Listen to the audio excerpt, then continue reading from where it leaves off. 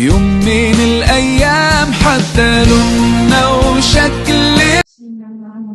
Assalamualaikum warahmatullahi wabarakatuh. Syukur kita dengan rumah keduanya dapat kita bersama-sama berkumpul bagi menjalankan program Tuan Bicara kita pada hari ini. Sebelum kita mulai, antara kita memperkenalkan diri. Saya Nur Syafida sebagai pembimbing. Saya berbicara di Zainuddin. Saya Nur Aina Natasha Azhar. Seterusnya, marilah kita berkenalan dengan panel jemputan kita pada hari ini. Nama beliau Marshani Renti Saharudin. Beliau berumur 39 tahun.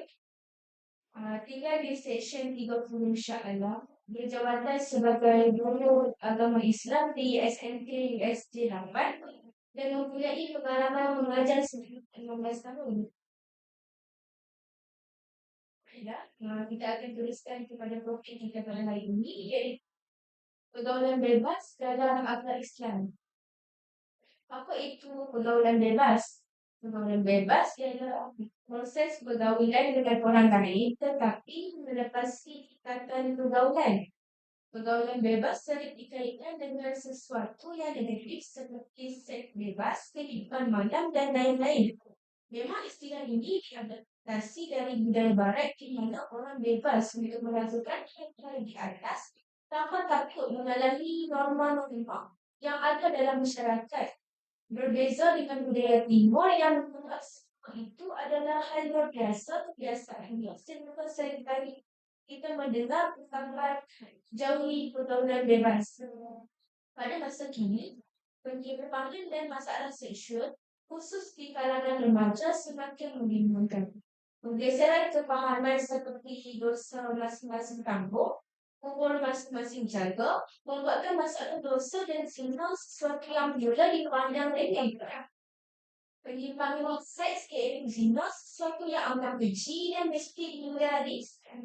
Ya, Muslim sebagaimana firman Allah Subhanahu wa Ta'ala yang bermaksud, dan janganlah kamu mendekati zina, sesungguhnya zina itu perbuatan yang sangat keji dan satu jalan yang sangat cabar sehingga disebut Nabi dalam satu senarai orang penamaan akhirat adalah remaja yang selamat dan menyelamatkan diri daripada zina.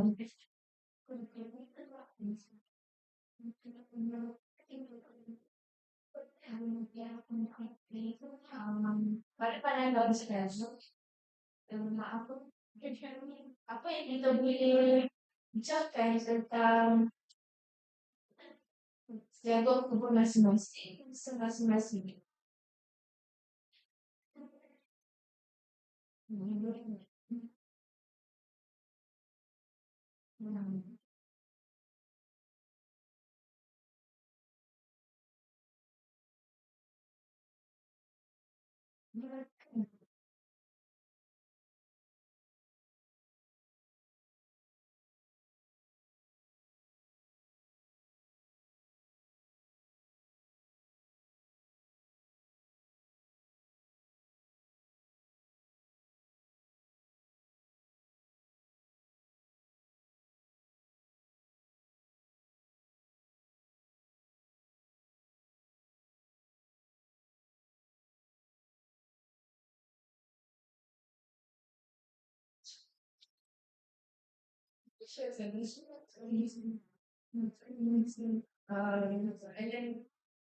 Pada pendapat Ustazah,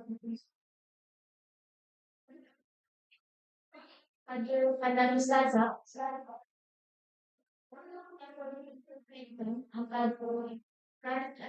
antara dalam apa yang kita boleh kaitkan pergaulan bebas dalam peranan Al-Quran dan As-Sunnah. Assalamualaikum. Sebab saya tak dengarlah soalan dia sebab suaranya putus-putus. Saya dengar pada pendapat je.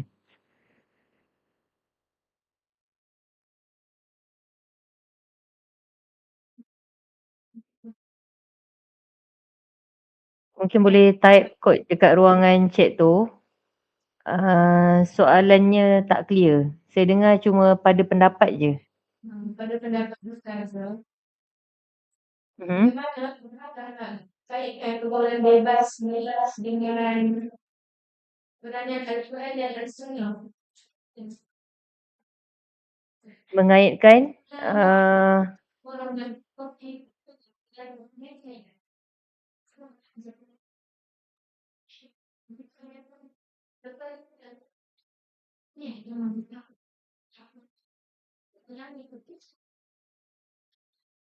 okey, sekejap saya baca. Okey, soalannya pada pendapat ustazah bagaimana kita nak kaitkan pergaulan bebas dengan Al-Quran dan Al-Sunnah. Okey, barulah clear. Alright, okey, mungkin masalah teknikal, masalah lain. Okey, bismillahirrahmanirrahim. Assalamualaikum warahmatullahi wabarakatuh. Terima kasih kepada siapa? Saudari Aina Natasha yang bertanya soalan sebab saya tak dapat nak nampak wajah-wajah yang bertanya. Okey. Jadi kalau ditanya tentang pendapat bagaimana nak kaitkan pergaulan bebas dengan Al-Quran dan Sunnah, dia senang je. Pada pandangan saya, bila sebut je pergaulan bebas, bermakna kalau kita nak kaitkan dengan remaja lah terutamanya, sebab yang banyak dikaitkan dengan pergaulan bebas ni kebanyakannya ialah remaja. Okey.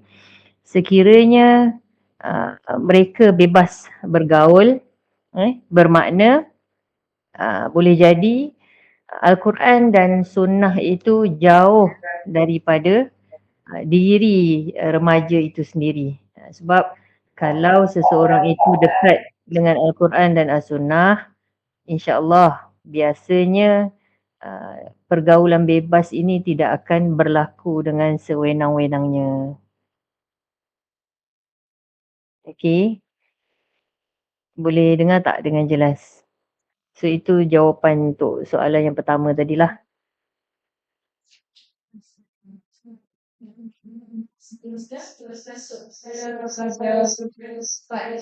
yang menyebabkan pergaulan bebas ini.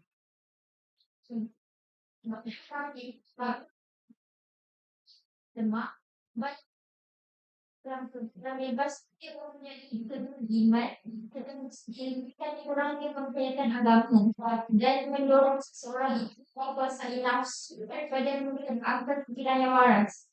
Tahap iman manusia itu dalam jiwanya yang lemah dan kosong. Manusia lemah dan tidak takut akan hari pembalasan di akhirat kelak. Akibatnya, mereka tidak dapat membezakan kebaikan dan keburukan dan kebenaran dan kebatilan. Soalannya,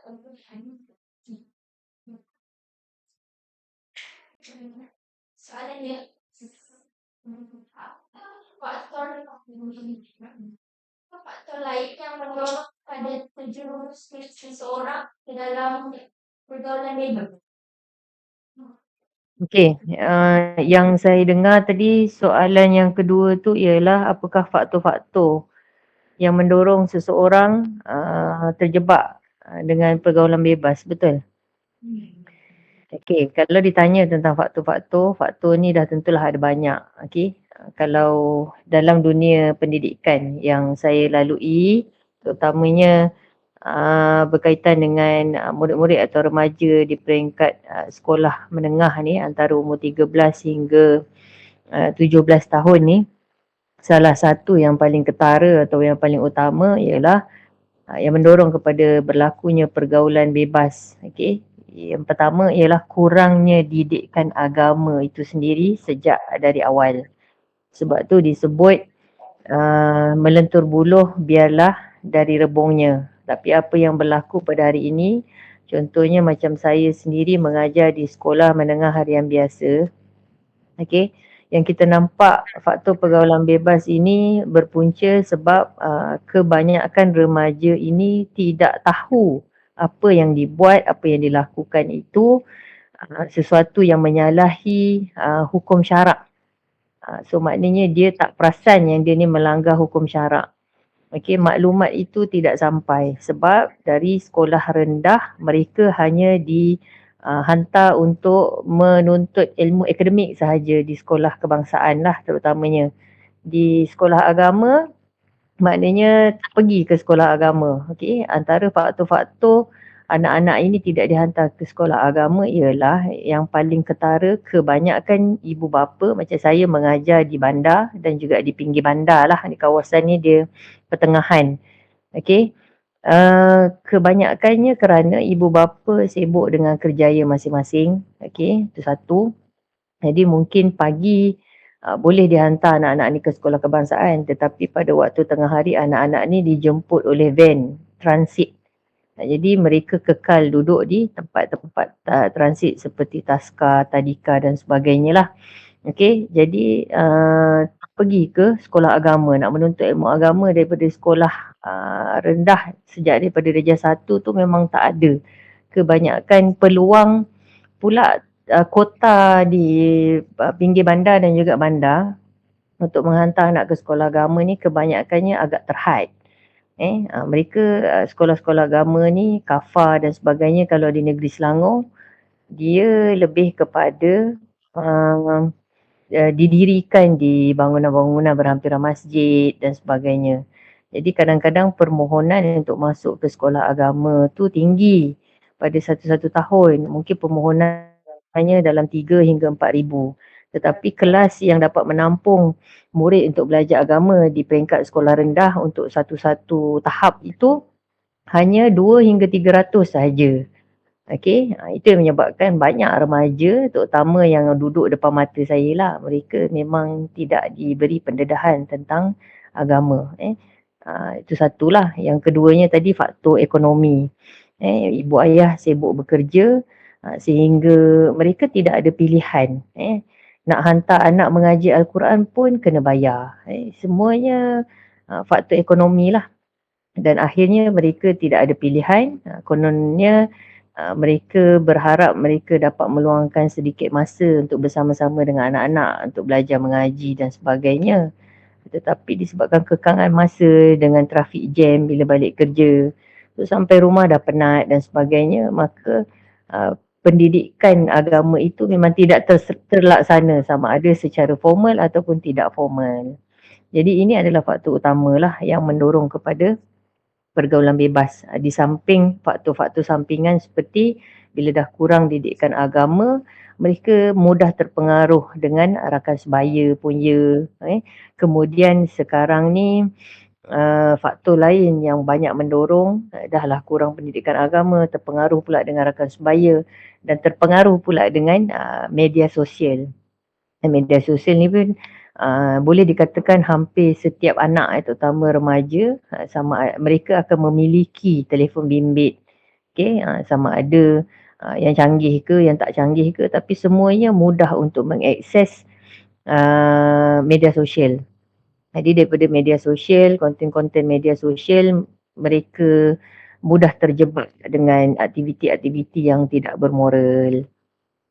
Okey, boleh dengar kan?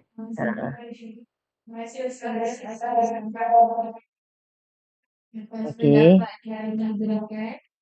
Seterusnya termasuk pula pergaulan seperti yang kita tahu, pergaulan di antara lelaki dan perempuan yang sudah kawat akan mengganggu pada sistem pada masyarakat. Contoh yang jelas kita dapat lihat dalam masyarakat dalam pergaulan dan pergaulan bebas. Semua pun dari aspek kebenaran mereka agak terhadapan, namun dari aspek kerohanian dan akhlak mereka jauh ketinggalan di belakang. Menurut pendapat Ustazah, apa yang dimaksudkan dengan ini? Namun dari aspek kerohanian dan akhlak mereka jauh ketinggalan di belakang. Okey, soalan ketiga tu kalau saya dapat dengar apa tadi? Pendapat saya tentang sebab putus-putus suaranya. Apa yang mendorong?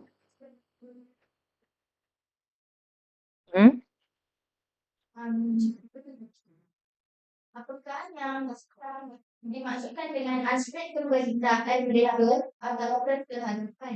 Namun dari aspek kerohanian dan akhlak mereka jauh ketinggalan di belakang. Aspek kerohanian remaja kita banyak tertinggal di belakang.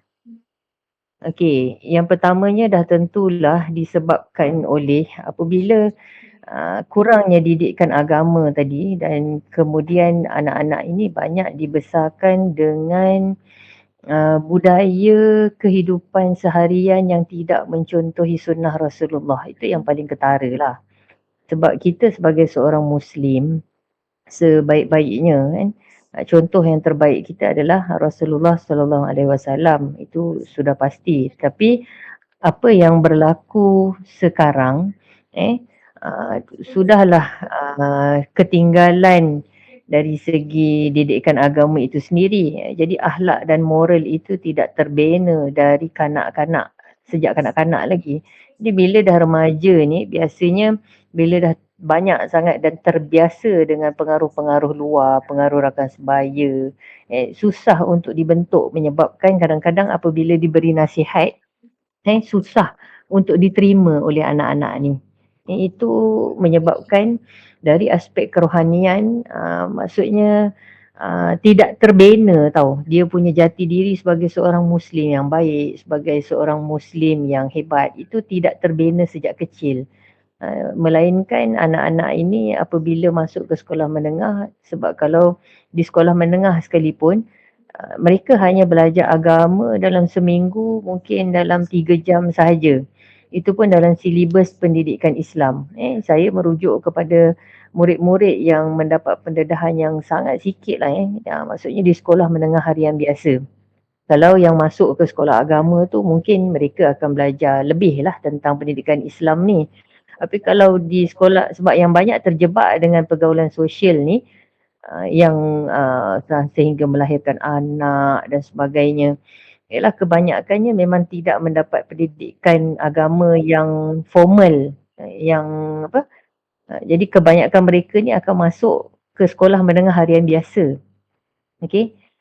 Jadi apabila orang kata cara hidup tu, macam contoh dia sebenarnya bermula dari rumah. Kalau di rumah ibu bapa sendiri sejak anak-anak ni kecil mengamalkan makan, sebelum makan duduk bersama-sama dengan ahli keluarga, baca doa, tunggu yang tua, kemudian cara bercakap, jangan kasar, ikut apa yang Rasulullah ajar, tidak bercakap perkara-perkara atau perkataan-perkataan yang lara. Okey. Kemudian cara duduk, cara berdiri, cara berjalan. Jika tidak didedahkan bagaimana kehidupan Rasulullah dan keluarga Rasulullah sejak kecil, maka bila dah dewasa, sudah tentulah anak-anak ini kita kata yalah bila tak terdedah dengan cara hidup Islam. Jadi dia banyak akan contohi cara hidup apa yang dia tengok. Nak lagi pengaruh cerita-cerita Korea, pengaruh cerita-cerita Hollywood, cerita-cerita yang daripada barat ni lebih tertanam dalam diri mereka sebab apa? Itu yang mereka tonton, itu yang mereka tengok sejak mereka membesar. Jadi itu yang menyebabkan dari aspek kerohanian memang mereka akan jauh ketinggalan. Sebab yang ditonton, yang dilihat, itulah yang dibudayakan dalam kehidupan seharian. Bukannya cara hidup Islam yang sebenar. Itulah pandangan saya untuk soalan yang ketiga.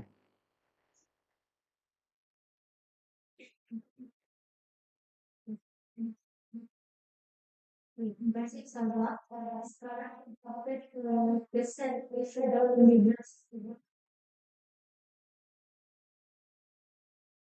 Regardless di antara lelaki dan perempuan tidak terhadap akan mendatangkan banyak sesembahan kepada masyarakat.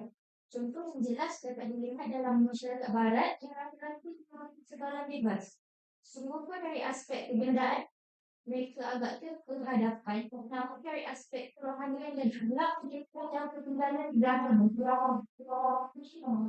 Antara kesan buruk daripada pergaulan bebas di antara lelaki yang tergolong ialah pergaulan banyak.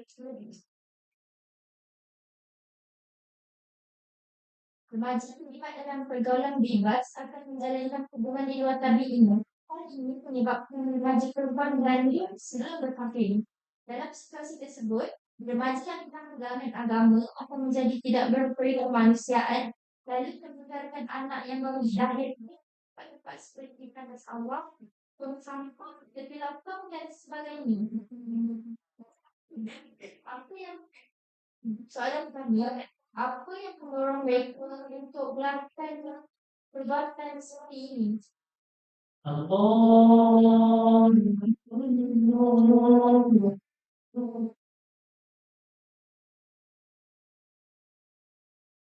Okey, boleh ke saya jawab soalan yang keempat? Boleh. Okey. Apa yang mempengaruhi mereka untuk melakukan perbuatan seperti kes buang bayi dan sebagainya, betul?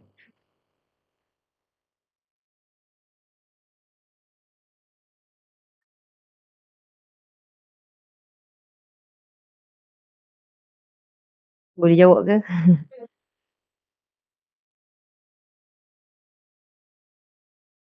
Okey.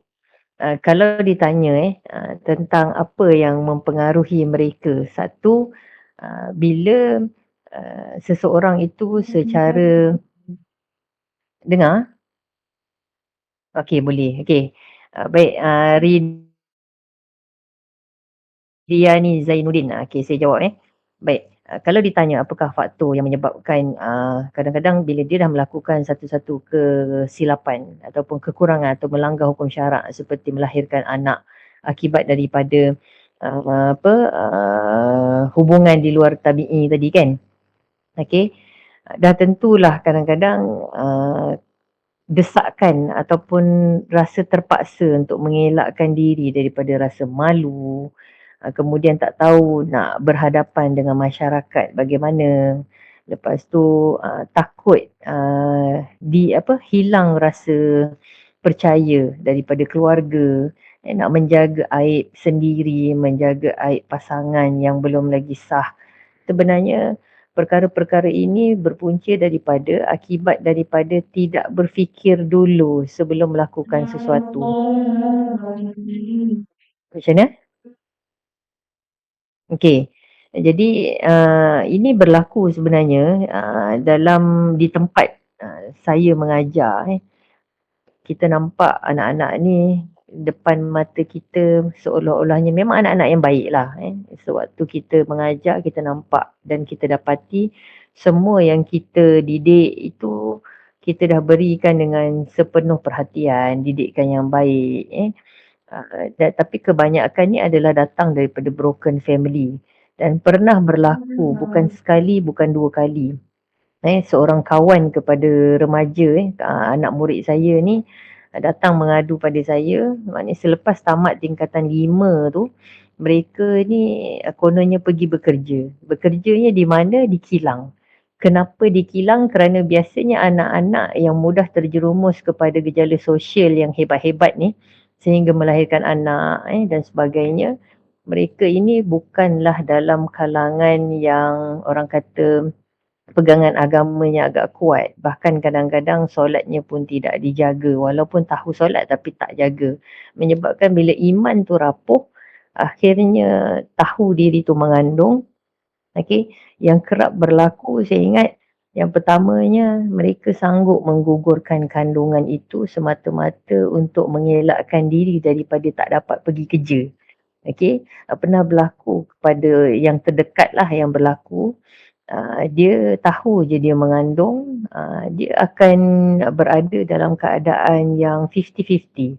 Nak gugurkan kandungan ataupun nak teruskan. Kalau nak teruskan, maka dia pun berbincang apa yang akan berlaku pada kehidupan dia seterusnya. Mungkin apabila mak ayah tahu, mereka akan dihalau. Jadi yang saya nampak jalan singkat antara yang diambil ialah mereka terpaksa membeli pil-pil di klinik-klinik swasta ataupun di farmasi-farmasi yang menjual. Dan saya dapat tahu kadang-kadang pil ni boleh didapati dengan harga serendah 3 ke 400 ringgit. Kalau yang mahal sikit maka dia makan, sekali makan dia dah berlaku contraction. Ada yang 2 kali makan berlaku contraction yang maksudnya sekali makan kalau tak contraction dia akan ambil lagi kali kedua. Okey, so sehinggalah berlaku pengguguran itu, maksudnya dibuat secara sendirilah, bukan di pusat-pusat kesihatan dan sebagainya. Kemudian mereka sanggup kadang-kadang mungkin setakat ambil cuti sehari atau 2 hari, mereka tak menghiraukan sangat kesihatan biasanya. Sebab mereka berfikir mereka hanya fikir nak cari duit, nak meneruskan hidup. Jadinya kebanyakan anak-anak ini ataupun remaja yang begini, dia ada satu kekuatan dalaman untuk survive dalam hidup yang saya nampak. Jadi dia tak hirau dia punya sakit ke apa ke. Kadang-kadang 2 hari, 3 hari selepas menggugurkan ataupun melahirkan sekalipun, mereka tak ada cuti pantang macam orang yang berpantang sebenar, kadang-kadang sampai 40 hari. 40 hari pun masih lagi berjalan perlahan kan. Tapi kebanyakan saya tengok apa yang berlaku bila dah terjebak, kadang-kadang 2 atau 3 hari je cuti, kemudian pergi bekerja seperti biasa. Sebab apa? Sebab mereka ni biasanya cari dalam pada terjebak dengan masalah-masalah sosial ni, mereka ini bekerja dan menanggung keluarga. Mungkin mak, ayah, nenek. Itu yang menyebabkan, saya ingat ada satu kekuatan dalaman yang agak luar biasa lah kepada mereka-mereka yang pernah terjebak. Itu yang berlaku depan mata saya lah.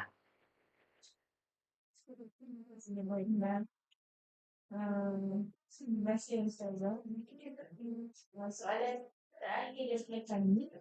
Setiap kita ingin bergaul, apakah adab-adab yang kita titik beratkan? Okey, bercakap tentang adab yang perlu dititik beratkan.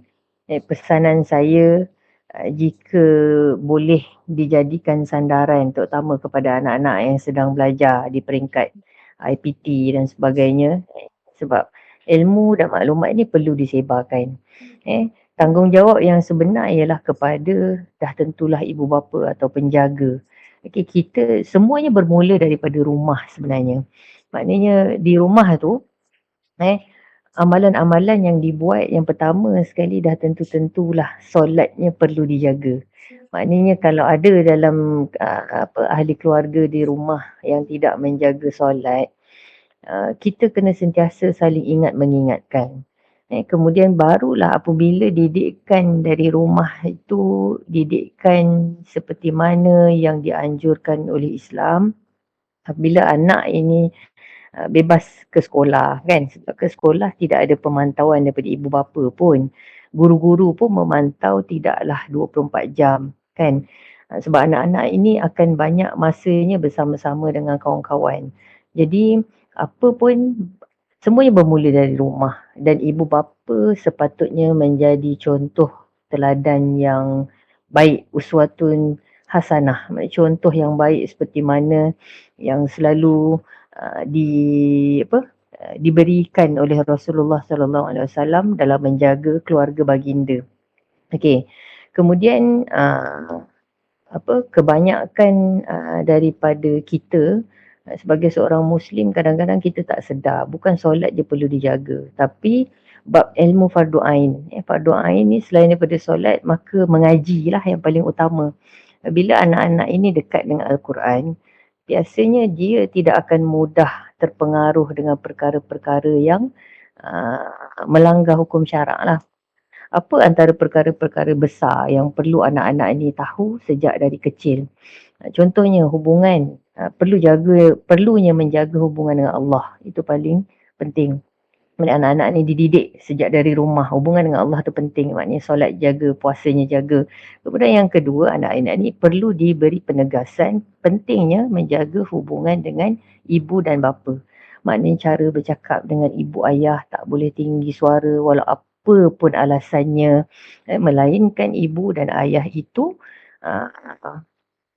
suruh anak itu buat perkara yang melanggar hukum syarak, barulah boleh kita nak beta ke, maksudnya nak melawan balik ke. Tapi kalau sampai ke tahap itu, bermakna kalau setakat dapat ibu ayah garang ke, tegas ke dan sebagainya, maknanya perlu diberi penegasan kepada anak-anak, ibu dan ayah tak boleh dilawan, tak boleh cakap kasar, bahkan perlu dibantu setiap hari.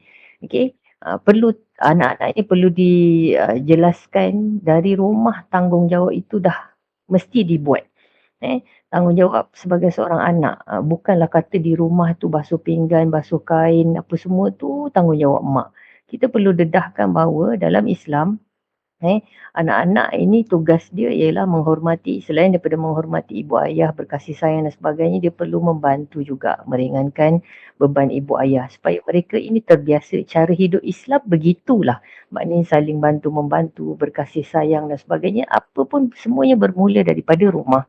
Jadi bila di rumah itu tiangnya dah kukuh, bila anak-anak ni dihantar ke sekolah dengan mak ayah tak ada depan mata, mereka akan boleh membezakan cara hidup mereka itu sendiri dengan cara hidup kawan-kawan yang langsung tidak diberi perhatian ataupun tak dipeduli pun oleh mak ayah yang sibuk bekerja.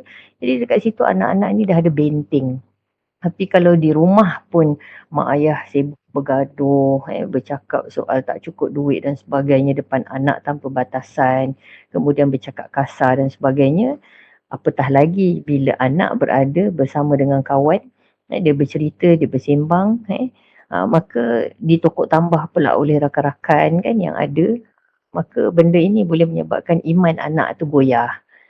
So apa-apa pun pada pandangan saya, tanggungjawab yang sebenar tu bermula daripada ibu dan ayah ataupun penjaga anak itu sendiri, dan semuanya mesti bermula dari rumah. Rosak anak di luar ataupun remaja di luar, sebenarnya punca utamanya adalah daripada rumah, daripada ibu ayah itu sendiri. Okey, itu saja.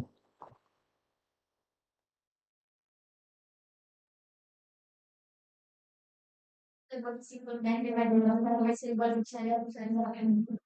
Semoga informasi pelajaran yang penting yang menunjuk saat pergaulan bebas dalam masyarakat yang wujud pada hari ini. Ibu bapa merupakan individu yang paling penting dalam isu hari ini terkait dengan demonstrasi yang kerana institusi kekeluargaan merupakan individu yang berada paling hampir dengan remaja oleh itu kesedaran tanggungjawab adalah sangat penting bagi memastikan para remaja dan anak-anak mendapat dukungan dan perhatian yang sepenuhnya daripada institusi kekeluargaan. Jadi, sudah terang lagi bahawa penerapan akhlak dalam diri anak-anak sangat penting dalam mendidik generasi masyarakat yang berkualitas. Sekian, baiklah, kita akan mengakhiri bersama kita pada hari ini. Terima kasih kepada Ustazah Syahni yang sudi meluangkan masa bersama dengan kami. Terima kasih kerana sudi berkongsi dengan saya juga. Terima kasih.